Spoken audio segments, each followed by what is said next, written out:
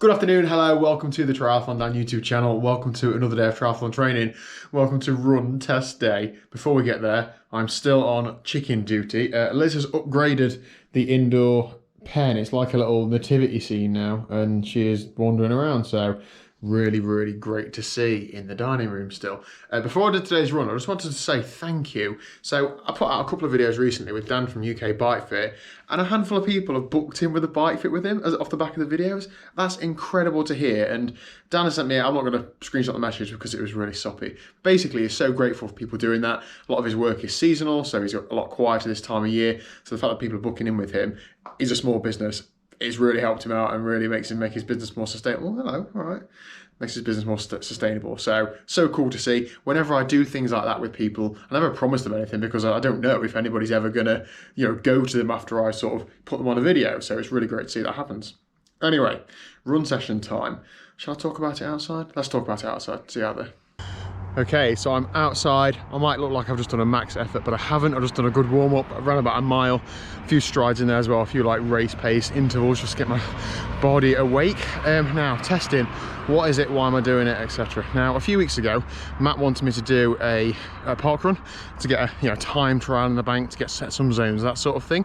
And I shied away from it. It didn't really work diary-wise, but also I didn't really want to do one because I don't know about you guys, but I do often find myself comparing myself to people. I've actually unfollowed a lot of people on Strava recently just because I found that seeing what they were doing was negatively affecting me, and I hope that doesn't happen when you guys watch this training. So I was keen to do something that I couldn't compare myself to other people with, because I don't find myself motivated by that. I actually find myself demotivated by it. So I thought, okay, I need to find something that is repeatable, something that is local, something that is appropriate for the race I'm going to be doing. A lot of my racing next year is going to be on hilly, or at the very least undulating run courses, so therefore I saw the sense in doing a test loop which is undulating, because that's what I'm going to be racing on. Yes, it's not going to be as fast in terms of testing, but it's going to be more appropriate. That's going to be more similar to the pace I'd be running on a hilly run course. So for example, I'm on Wales, I'm on Cork, etc. They're going to be, well, Wales is really hilly, but they're going to be undulating run courses. So what I'm doing is I also want to do a distance that people don't commonly do and compare to. So I'm doing about 4 miles today, because that isn't a park run, that's a bit more, isn't it? So it's also more useful the longer time that I'm running for. So if I can get close to half an hour or so of running, Matt tells me that is usable data. So found a local loop. It's going to be 2 laps. It's about 2 miles a lap. I might have to run ever so slightly further than 2 laps to get to 4 miles. There's about 170 feet of climbing on each lap, made up of 2 little hills and a long downhill in the middle. So it's undulating.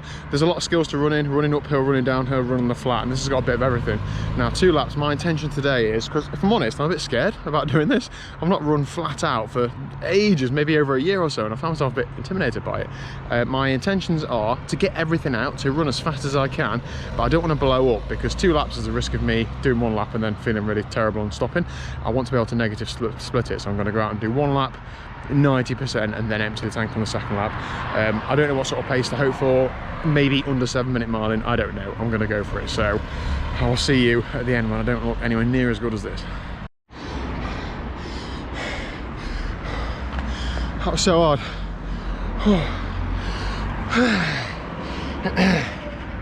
We'll talk in a minute. Oh, I've gathered my thoughts a little bit now. I had a nice 5-minute jog and I was walking the rest of the way home. So let's have a look at that test. In summary, I'm really happy with how that went. I'm not even thinking about pace, time, whatever. Just because I've done a test, I've sort of broken that mental barrier of not running flat out. So here we go, 2 laps, 3.93 miles. I didn't round it up to 4. I just did 2 laps of the circuit. I figure that GPS errors will vary day to day. So one day it might measure 3.93, one day it might measure 4, one day it might measure 3.8. But I know that the road isn't moving, so I would just do 2 laps of that circuit. 27 minutes and 13 seconds. Average pace 6 minutes 56 per mile. On the maximum pace of 5:43. You can see there the pace varies up and down in line with the hills. I was trying to stride on down the hills because it is my own little race, right? But also you're trying to recover a little bit because I was finding it quite hard on the hills. There's the gradient, there's my heart rate. It was pretty consistent, my heart rate, to be honest, pretty high, 155, the max of 170. My max is around, well, is pretty much 170, so that's pretty hard run. Cadence, blah blah.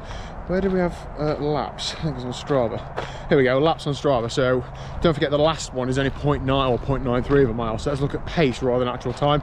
So 6:44, 6:58, 6:59, 6:57. So the first one's a bit of an anomaly, but obviously I'm fresh as a daisy on the first mile, aren't I? And you can probably compare the first and third mile and the second and fourth mile. So there, I can see that in the third one I was a bit slower, but actually the second and fourth mile, I was pretty much the same pace. So I didn't blow up. That was hard, that was flat out. That was all I could give. 27:13, lying in the sand.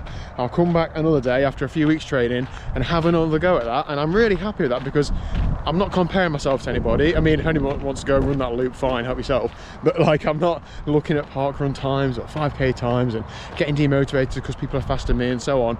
I've got my own little line in the sand, my own little marker, and I'll go back and work towards doing that better. But let me know down below, how do you test your running, cycling, swimming? Do you struggle with that sort of thing like I do or not? I see a lot of people just use a park run for a 5k TT, and I certainly have in the past, just not for the time being.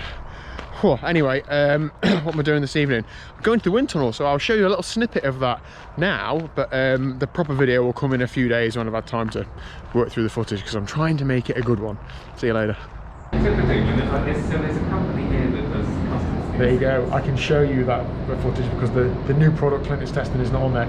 We're at Silverstone Wind Tunnel. Clint is having his first run on the bike. He's doing a baseline test, so just a spin and a test with what kit he's got now. He's then going to be putting on his top secret new custom product, which he's actually made me sign a form about. So I can't talk about that yet, but in a few weeks I will be able to. We're basically here testing if it's going to be more aero or not, if he's actually going to be able to launch the product or not. But I'm going to be very lucky enough to get on the bike later on in the tunnel as well, so stay tuned for that. But I'm going to end today's video there. Bit of a cliffhanger, but I'm sorry. Thank you very much for watching. If you haven't already, please do hit the subscribe button down below, and I'll see you tomorrow at 4 p.m.